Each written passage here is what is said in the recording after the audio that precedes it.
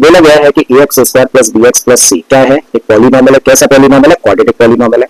और इस quadratic polynomial के जो जीरोस हैं वो अल्फा और बीटा हैं। तब हम लोगों को नया पॉलिनॉमियल फॉर्म करना है जिसके कि जीरोस होंगे 1 अपॉन अल्फा और 1 अपॉन बीटा। ठीक है, तो शुरुआत कहां से करते हैं भाई? पॉलिनॉमियल से शुरुआत करते हैं, नेम देकर इसको शुरू करते हैं हम लोग। तो हम लोगों ने लेट कर लिया इस पॉलिनॉमियल का नेम px, और पॉलिनॉमियल है क्या? पॉलिनॉमियल है ax स्क्वायर प्लस का bx plus c, standard form में ऑलरेडी। ठीक है, तो a b c सही जगह पे रखे हुए हैं तो उनकी टेंशन लेने की जरूरत नहीं है। अब कहां से आगे बढ़ रहे हैं? सिंस अल्फा बीटा, कहां से? जीरो से। तो since alpha beta are the zeros किसके? Polynomial px। और जब अल्फा बीटा इस पॉलिनॉमियल px के जीरोस है तो दो चीजें फाइंड कर लेनी है, तो सम ऑफ जीरोस यानी कि अल्फा प्लस बीटा की वैल्यू, और दूसरी चीज product of zeros means alpha into beta की वैल्यू। ठीक है, सो दिस इंप्लाइज कि अल्फा प्लस बीटा किसके बराबर होगा? ये होगा माइनस का b अपॉन a के, और अल्फा इंटू बीटा निकालना चाहें तो किसके इक्वल होगा? c अपॉन a के। इसको कह दो आप इक्वेशन नंबर 1 और इसको कह दो पॉइंट नंबर 2 या फिर इक्वेशन नंबर 2। अब जब हम लोगों ने अल्फा प्लस बीटा और अल्फा इंटू बीटा की वैल्यूज निकाल ली है तो अब क्या करना है भाई? अब हम लोगों को नए पॉलिनॉमियल के लिए काम करना है। ठीक है, तो यहाँ पर छोटी सी हेडिंग लगाइए, क्या? For a new polynomial. ठीक है, अब जब हम लोगों को नए पॉलिनॉमियल के जीरोस दे रखे हैं 1 अपॉन अल्फा और 1 अपॉन बीटा, तो भाई अगर हम लोगों को किसी भी पॉलिनॉमियल के जीरोस दे रखे होते हैं तो हमें दो चीजों की जरूरत पड़ेगी पॉलिनॉमियल फाइंड करने के लिए। कौन कौन सी दो चीजें? जो जीरोस है उनका सम, और जो हम लोगों को जीरोस दे रखे हैं उनका प्रोडक्ट। करेक्ट है, तो दो चीजें फाइंड करनी है आप, सम ऑफ जीरोस और product of zeros. Therefore S से रिप्रेजेंट कर रहे हैं किसको? सम ऑफ जीरोस को। तो पहला जीरो क्या है? पहला जीरो है 1 अपॉन अल्फा, दूसरा जीरो है 1 अपॉन बीटा। सम करना है तो दोनों को करते हैं भाई प्लस। ठीक है, अब दो फ्रैक्शंस हैं, अगर इनको फर्दर सिंपलीफाई करना है तो एलसीएम लेना होगा, और एलसीएम क्या आएगा? एलसीएम आएगा alpha beta. Alpha is there तो एक्स्ट्रा फैक्टर है बीटा, तो बीटा का मल्टीप्लाई इसके न्यूमरेटर यानी कि 1 के साथ करेंगे तो मिलेगा बीटा, प्लस का साइन लगा दिया हम लोगों ने। बीटा यहाँ भी है, बीटा यहाँ भी है, तो एक्स्ट्रा फैक्टर क्या है? अल्फा। तो एक्स्ट्रा फैक्टर अल्फा का मल्टीप्लाई इसके न्यूमरेटर यानी कि 1 के साथ करेंगे तो अल्फा आ जाएगा। इसी को लिख सकते हैं हम लोग अल्फा प्लस बीटा और अपॉन में अल्फा बीटा। अब अल्फा प्लस बीटा की वैल्यू है और साथ ही अल्फा बीटा की वैल्यू है, दोनों की वैल्यूज हम लोग यहाँ पर पुट कर देते हैं। ठीक है, तो अल्फा प्लस बीटा की जगह पर इक्वेशन नंबर 1 से हम लोग क्या रख सकते हैं? माइनस का b अपॉन ए रखो भाई, तो माइनस का b अपॉन ए पुट किया, अपॉन में अल्फा बीटा है और अल्फा बीटा की वैल्यू कितनी है? c अपॉन a, तो यहाँ पे हम लोगों ने रखा c अपॉन a। ठीक है, अब एक बड़ा इंपॉर्टेंट पॉइंट है, ध्यान से समझना।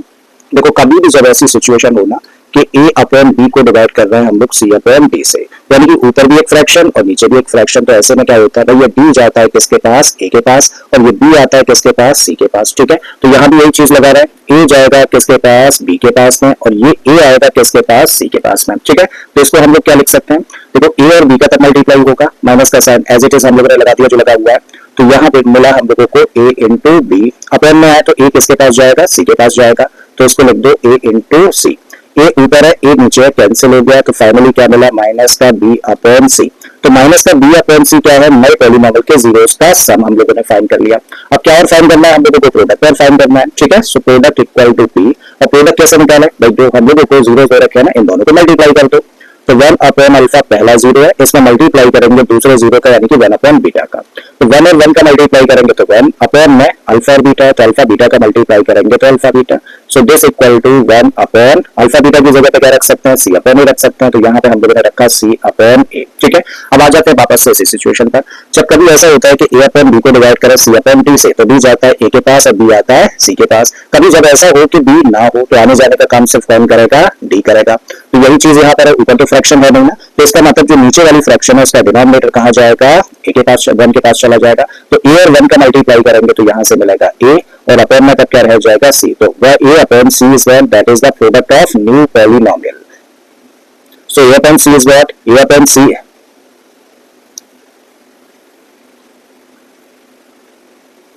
so a upon c, so a upon c is what? That is the product of zeros of new polynomial। ठीक है, तो अब नए पॉलिनोमियल के जीरोस का सम हमारे पास में है और नए पॉलिनोमियल के जीरोस का प्रोडक्ट हम लोगों के पास में है, तो अब क्या करें भाई? पॉलिनोमियल फाइंड करते हैं। Right, so therefore the new polynomial, so new polynomial क्या होगा? k इनटू में x स्क्वायर माइनस का sum of zeros into x plus product of zeros, values put कर दीजिए, तो k एज इट इज हम लोगों ने रखा, x square as it is, minus का साइन लगा दीजिए, और s की जगह पर क्या रख सकते हैं? माइनस का b अपॉन c, ब्रैकेट में रखिएगा, नेगेटिव है, तो माइनस का b अपॉन c इनटू में x प्लस प्रोडक्ट की जगह पर a upon c। A upon C हम लोगों ने पुट कर दिया, ठीक है। अब पीछे की क्लासेस में हम लोग ऑलरेडी सीख चुके हैं कि कभी भी जब डिनोमिनेटर होता है तो उस डिनोमिनेटर को हम लोगों को खत्म करना होता है। चलिए अभी थोड़ी देर में इसके बारे में बात करते हैं, पहले इस ब्रैकेट को ओपन कर लेते हैं। तो केवल हम लोगों ने एज इट इज रखा, एक्स स्क्वायर हम लोगों ने एज इट इज, इस माइनस की वजह से क्या हो जाना है, प्लस हो जाना है। तो ये बन गया बी अपॉन सी इंटू एक्स प्लस ए अपॉन सी। अब पीछे की क्लासेस में हम लोगों ने सीखा है कि कभी भी हम लोग किसी पॉलिनोमियल को फ्रैक्शनल फॉर्म में नहीं छोड़ते हैं। जब फ्रैक्शनल फॉर्म आ रही हो तो हम लोग क्या करते हैं, अगर एक टर्म के अंदर फ्रैक्शनल फॉर्म है तो उस टर्म का डिनोमिनेटर देखो और जो भी डिनोमिनेटर है ना उसका मल्टीप्लाई कर दो उस पॉलिनोमियल के जितने भी टर्म्स है सबके साथ में। और अगर एक से ज्यादा टर्म्स में फ्रैक्शन है तो ऐसे केस में क्या करें भाई साहब, उन दोनों टर्म्स का क्या निकालिए, जो डिनोमिनेटर्स हैं दोनों टर्म्स में उनका निकालिए एलसीएम, और जो एलसीएम निकल कर आता है उसका मल्टीप्लाई कर दो पॉलिनोमियल के जितने भी टर्म्स है सबके साथ में। सिर्फ करोगे क्या, यहाँ वाला वेरिएबल चेंज कर दोगे, ठीक है। तो यहाँ वाला वेरिएबल चेंज कर दो, स्मॉल के की बजाय क्या बना दो, कैपिटल के बना दो।